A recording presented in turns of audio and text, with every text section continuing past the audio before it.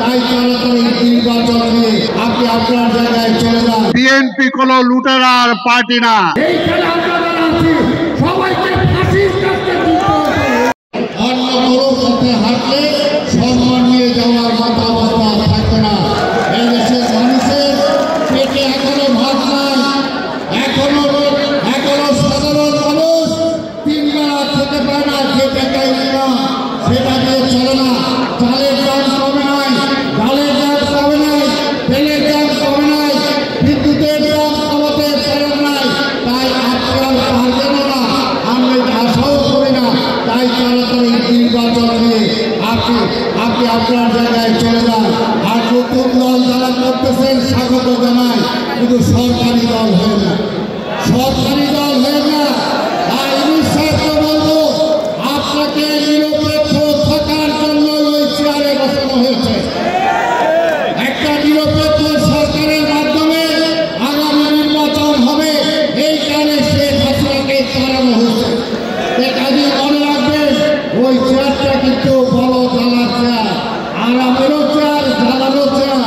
যদি নিরপেক্ষ হারান, এখন যেরকম মানুষ আপনাকে সাধুবাদ দিচ্ছে, নিরপেক্ষতা হারালে তখন আপনার ব্যাপারে কি বলবে, আপনি অতীতের ইতিহাস থেকে শিক্ষা নেন।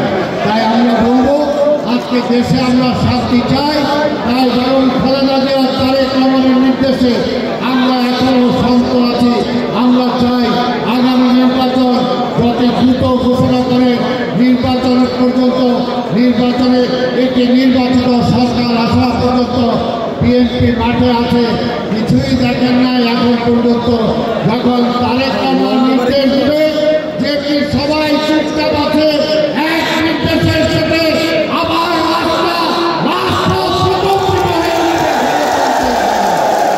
ওই পথে আমরা যেতে চাই না। কারণ মাঠ পানি ঘোলা করে অনেকে মাছ শিকার করতে চায়, ওই আমরা ওই ফাঁসিবাদকে ফিরে আনতে চাই। ওই পথে আপনিও হাঁটেন না, অন্য কেউ হাঁটলেও ওই পা ভেঙে দেওয়া হবে। পরিষ্কার কথা। এই দেশে অনেক রক্তের বিনিময়ে, অনেক প্রতীক্ষার বিনিময়ে হাসিনাকে বিতাড়িত করা হয়েছে। এইখানে যারা বসে আছে, আপনি উপদেষ্টা যারা আছেন, 5ই আগস্টে যদি শেখ হাসিনা পালিয়ে না যেত, আপনাদের কিছু হইতো না। কিন্তু এইখানে আমরা যারা বসে আছি, এইখানে আমরা যারা আছি, সবাইকে ফাঁসির কাছে দিতে হবে। তাই আমরা অনেক ত্যাগ করেছি। তাই বিএনপি আর আওয়ামী লীগ এক না। আর আমাদের নেতা তারেক রহমান 5ই আগস্টের এই পরিবর্তনের পরে তিনি নির্দেশ দিয়েছেন, গত 17 বছর আমাদের এই নেতা কর্মীরা সব কিছু হারিয়েছে। বাড়িঘরে থাকতে পারে নাই, ব্যবসা হারিয়েছেন, বাণিজ্য হারিয়েছেন, চাকরি হারিয়েছেন, পড়াশোনা করতে যাওয়ার জন্য শিক্ষা প্রতিষ্ঠানে যেতে পারে নাই, আমাদের ছেলেমেয়েরা নতুন চাকরি নিতে পারে নাই। যে আওয়ামী লীগ অত্যাচার করেছিল, যে পুলিশ আমাদেরকে গুলি করেছিল, 5ই আগস্টের সেই পরিবর্তনের পরে আওয়ামী লীগ আগেই বলেছিল এই রকম পরিবর্তন হলে এক রাত্রে 5 লক্ষ লোক মানুষ মারা যাবে। কিন্তু আমাদের নেতা তারেক রহমানের নির্দেশে কোথাও একটাও ঘটনা ঘটে নাই।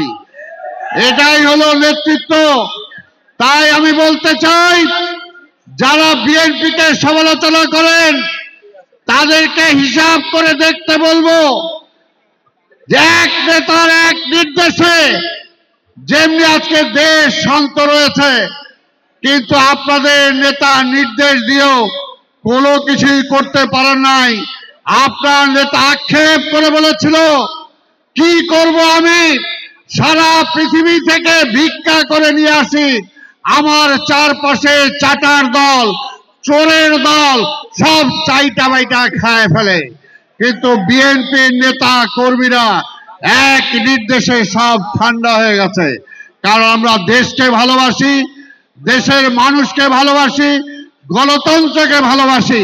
তাই বিএনপিকে যারা কুলসিত করতে চায় তাদেরকে জবাব দিতে হবে একটাই, যে বিএনপি কোনো লুটেরার পার্টি না। বিএনপি কোনো হাইজ্যাকের পার্টি না, বিএনপি হলো স্বাধীনতার ঘোষকের পার্টি, বিএনপি হলো গণতন্ত্র রক্ষা করার পার্টি, বিএনপি হলো জনগণের ভোটের অধিকার প্রতিষ্ঠা করার পার্টি।